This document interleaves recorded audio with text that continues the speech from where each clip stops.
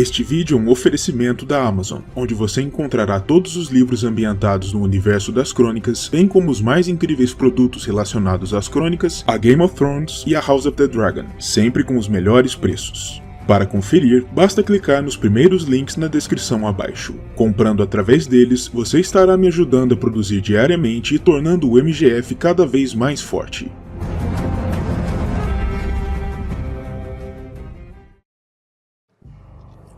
Saudações a todos e sejam bem-vindos a mais um MGF especial. O vídeo especial de hoje vai ser mais um daqueles em que eu falo a respeito das inspirações por trás das Crônicas de Gelo e Fogo.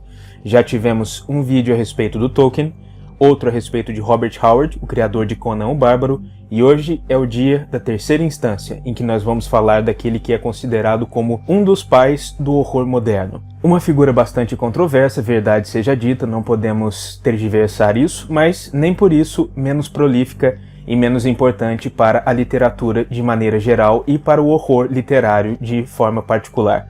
Estou falando de Howard Phillips Lovecraft, o escritor da Nova Inglaterra, mais conhecido pelos fãs desse meio por seu mythos, a criação de contos de horror cósmico que se focam principalmente em criaturas de um horror indizível que estariam muito acima da compreensão humana e muito acima daquilo que meros mortais são capazes de compreender. Sendo assim, sem mais delongas, vamos começar. As influências do mythos de Lovecraft nas crônicas são numerosas, e se manifestam em especial em duas regiões. O mundo conhecido para além de Westeros, com destaque para Essos e as Ilhas Basilisco, e as Ilhas de Ferro, onde diversos traços culturais dos nascidos no ferro podem ser remetidos ao trabalho de Lovecraft. George Martin já citou em mais de uma ocasião que era fã do trabalho de Lovecraft, muito embora essa seja uma afirmação controversa em tempos nos quais o trabalho e, especialmente, a conduta pessoal do autor, tido como xenófobo, racista, preconceituoso e até mesmo supremacista branco, passa por um profundo escrutínio. Martin prefere se manter distante de tais aspectos dessa discussão e apenas enaltece a genialidade do trabalho e das contribuições de Lovecraft para a literatura de maneira geral, sem fechar os olhos totalmente para a questão polêmica. Disse Martin em uma entrevista há alguns anos: H.P. Lovecraft exerceu um grande impacto em mim em certo ponto de minha vida. Suas histórias e contos me deixavam apavorado. Em outra instância, quando perguntado sobre autores que admirava e que inspiravam-no, Martin afirmou: Eu sempre amei Lovecraft quando era mais jovem, eu era doido por seus contos. Ele era sem dúvida um de meus escritores favoritos quando eu estava no segundo grau. Eu lia tudo dele, tudo em que conseguia pôr as mãos. Ocasionalmente, cheguei a escrever algo baseado em sua obra. Há um personagem em meu romance Wild Cards que é assombrado por pesadelos envolvendo as criaturas do mythos. Eu escrevi uma série de pesadelos que são a minha melhor imitação de Lovecraft. Não tenho certeza se me saí bem, mas tentei fazer o meu melhor para capturar o tom das histórias dele. Como exemplo das formas como Lovecraft inspirou as Crônicas de Gelo e Fogo, podemos citar: Primeiramente, é importante falar de diversos dos nomes atribuídos por George Martin a alguns de seus lugares mais exóticos, que, tal como aconteceu com Robert Howard em outros tantos pontos, foram fortemente influenciados por Lovecraft. Exemplos disso incluem Lang, Carcosa, Stigai, Ib e Dath, todos com sonoridade bastante exótica e até mesmo algo intimidadora, bem ao estilo Lovecraftiano, sem serem propriamente impronunciáveis, como os nomes das criaturas criados pelo escritor. Outras claras referências podem ser encontradas em Ashrai da Sombra e Stigai, a cidade cadáver já citada, lugares onde homens de outras partes do mundo temem estar, muito embora não saibam exatamente o que se oculta por dentro de suas muralhas. Um senso de horror indizível e desconhecido, tal qual o horror criado por Lovecraft em suas obras, um temor prevalente daquilo que é desconhecido e insondável. Ademais, vale a menção o fato de que os arredores de Stigai são bastante Lovecraftianos, com um rio bioluminescente repleto de peixes deformados e assustadores, e histórias sobre monstros, demônios, mortos-vivos e talvez até dragões, coisas que provocam o temor original nos homens de outros locais. Existe ainda um claro paralelo entre o porto de Ashrai e a cidade portuária de Innsmouth, uma comunidade dominada por cultistas e considerada sinistra e misteriosa, repleta de rituais bizarros e da qual pessoas comuns têm medo de se aproximar. Um outro ponto, ainda mais famoso, em que as crônicas se aproximam do mythos é quando falamos a respeito dos antigos, seres de imenso poder que precedem o mundo e a humanidade em milhões de anos, e para os quais o homem não é mais do que um ponto minúsculo na periferia de sua consciência. Dentre tais antigos, encontra-se por exemplo Cthulhu, o mal ancestral, um ser com cabeça de aspecto cefalópode que habita as profundezas do oceano e que é capaz de enlouquecer o homem que tem apenas um vislumbre de sua presença. Tais seres antigos já possuíram, no passado, um grande império planetário, que se originara no continente gelado da Antártica, mas tal império ruiu quando os continentes se separaram e a trajetória daquilo que viria a ser a humanidade pôde finalmente se iniciar. O culto dos nascidos no ferro ao deus afogado está ligado diretamente a dois seres do Mythos, Dagon e o próprio Cthulhu. Ademais, nota-se claramente uma inspiração Lovecraftiana nas palavras que servem como uma profissão de fé dessa religião. O que está morto não pode morrer, ao que outros fiéis respondem, mas volta a se erguer, mais duro e mais forte. Tais frases carregam uma semelhança bastante evidente com a frase que guia os cultistas de Cthulhu na obra de Lovecraft. Não está morto aquele que eternamente pode jazer, e em estranhas eras mesmo a morte pode morrer. Mais uma vez, podemos aqui traçar um paralelo entre as duas obras na forma dos rituais e rezas dos Homens de Ferro e dos cultistas da infame Innsmouth, onde a adoração a Dagon, uma divindade que habita sob as ondas, tal como o deus afogado, domina. Ademais, os nascidos no ferro afirmam que sua origem não está nos primeiros homens, tal como a de outros homens de Westeros, mas sim em uma raça misteriosa oriunda das profundezas do Mar do Poente, conhecida tão somente como Os Profundos. Preciso dizer mais?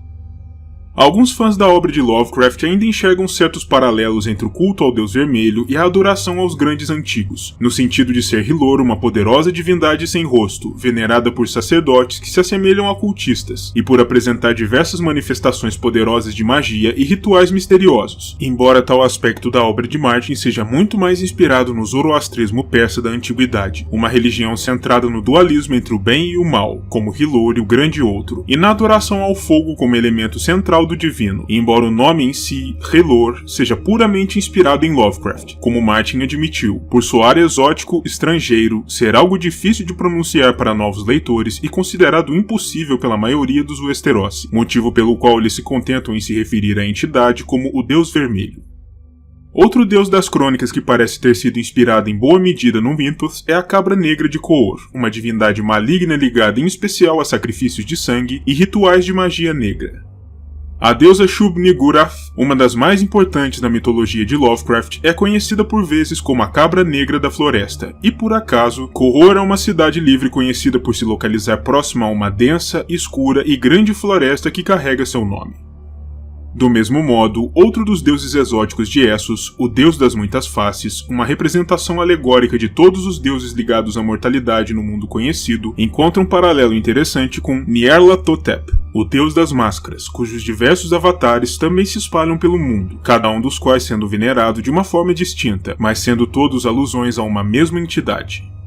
Por fim, vale apontar que existe ainda uma pequena passagem em um dos capítulos de Arya Stark no qual é citada a Ilha dos Deuses, em Bravos, onde diversas entidades são honradas, e muitas delas carregam certas características que aludem ao Mythos, mas essa é uma discussão mais aprofundada e foge dos objetivos deste vídeo.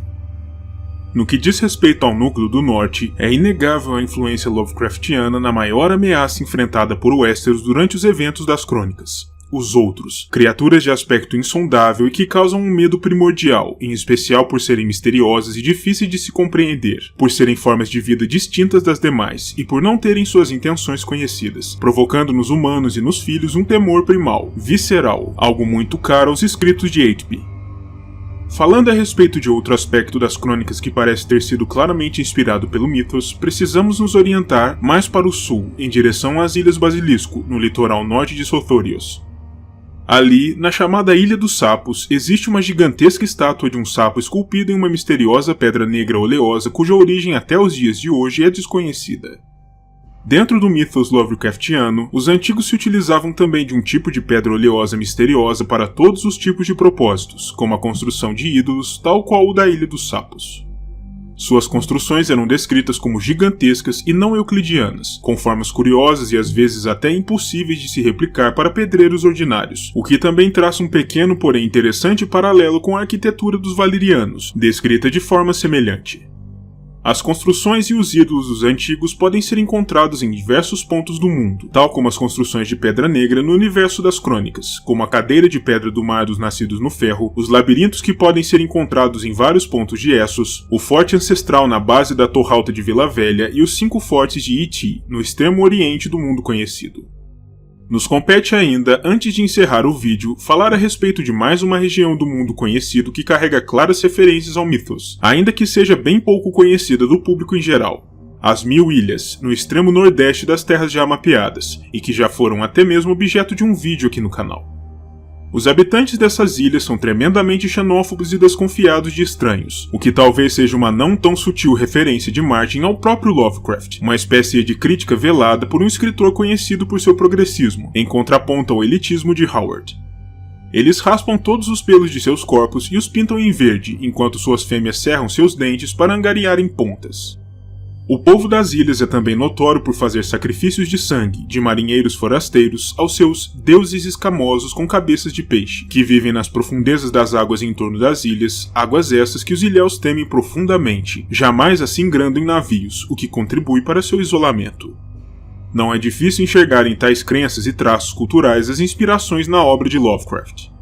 Existem ainda diversas imagens de tais deuses com cabeças de peixe que se escondem logo abaixo da linha da maré, em torno dessas ilhas, e que se revelam apenas durante as horas de maré baixa, emergindo das águas tal como os profundos. Espero que tenham apreciado esta breve olhada por sobre as inspirações, tanto as claras quanto as mais dúbias, do mito de Lovecraft nas Crônicas de Gelo e Fogo.